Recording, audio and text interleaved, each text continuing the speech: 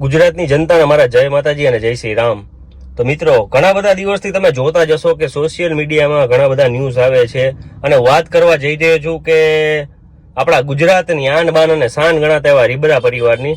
રીબડા પરિવાર એટલે કે 3 પેઢીથી લોકો છે ને સેવાકીય પ્રવૃત્તિમાં કાર્યરત છે ને આપણા સમાજને એટલી હદે કામ આવે છે કે એની કોઈ સીમા નથી। મહિપતસિંહ બાપુ પછી અનિરુદ્ધસિંહ બાપુ ને અનિરુદ્ધસિંહ બાપુ પછી રાજદીપભાઈ, આ બધો છે ને ચીલો એના 3 પેઢીથી એમને કન્ટિન્યુ હાલે છે કે જે કોઈ છે ને સેવાકીય પ્રવૃત્તિમાં એ લોકો વ્યવસ્થિત રીતે ભાગ આપણા લે છે। અને ગુજરાતમાં એક નહીં પણ એવા હજારો કેદીઓ બરોબર છે જેને સજા મુક્તિ મળેલી છે, જે સજા કાપીને આવી રીતના છે ને બહાર છૂટી ગયા છે।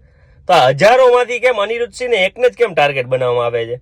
અને જે કોઈ પણ કાયદો, સ્થિતિ, વ્યવસ્થા જે કોઈ પણ હોય બરોબર છે, આમાં તમે એટલું તો સમજતા હશો ને કે એક જ માણસને શું કામ ટાર્ગેટ બનાવવામાં આવે છે? આપણા સમાજ પ્રત્યેની લાગણી તો તમે બધા છે ને એની જાણતા જ હશો ને કે નાનામાં નાનો માણસ જાય એને ત્યાં રીબડા પરિવારના આંગણે તો રાતે 3 વાગે જાય ને તો એના માટે દરવાજો ખુલ્લો જ છે બરોબર। અને ગમે ત્યારે આપણા કોઈ પણ સમાજના કોઈ પણ નાના મોટા કાર્યમાં ફૂલ નહીં તો ફૂલની પાખડી તરીકે ઈ માણસે જેટલું યોગદાન બને, જેટલું કાર્ય એનાથી થાય બધું આપણા સમાજ માટે એને સંપૂર્ણપણે કરેલું છે। તો ઈ માણસ કઈ આપણા સમાજના બધા માણસો પાસે કઈ માગવા તો ના છે ને કે અત્યારે તમે આમ કરો તેમ કરો।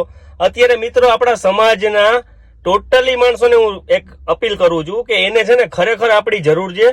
ઈ માણસ કઈ આપણી પાસે એમ ભીખ માંગવા તો ના આવે ને કે તમે સમાજ તરીકે મારી પાસે આવો, તો આપણા પોતાની સ્વૈચ્છિક છે ને ફરજ આવે બરોબર કે આપણા આવા માણસને આપણે કામ આવી શકીએ અને સંપૂર્ણ તકે આપણે છે ને એને કામ આવવાનું જ છે। જેલની બહાર આવ્યા પછી એ માણસે કોઈ પણ એવું કૃત્ય કે કોઈ પણ એવું કાર્ય નથી કર્યું બરોબર છે અને વ્યવસ્થિત રીતે જિંદગી જીવે ને કોઈ પણ માણસને છે ને એના પરિવાર સાથે જિંદગી જીવવાનો હક છે, કારણ કે ઓલરેડી માણસે એટલી જેલ કાપી લીધી છે બરોબર।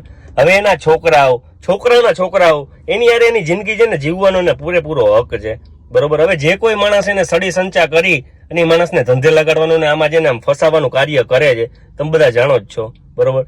આ વસ્તુ છે ને યોગ્ય નથી, એમ મારું કહેવાનું મુજબ એમ છે।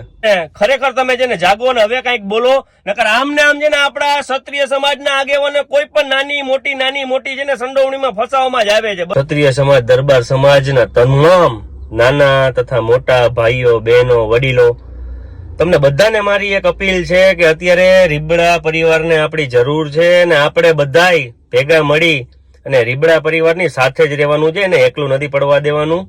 ને આ જ રીતે છે ને આપણે એમને આ કાર્યમાં છે ને આપણે સંપૂર્ણ રીતે ભાગ લેવાનો છે।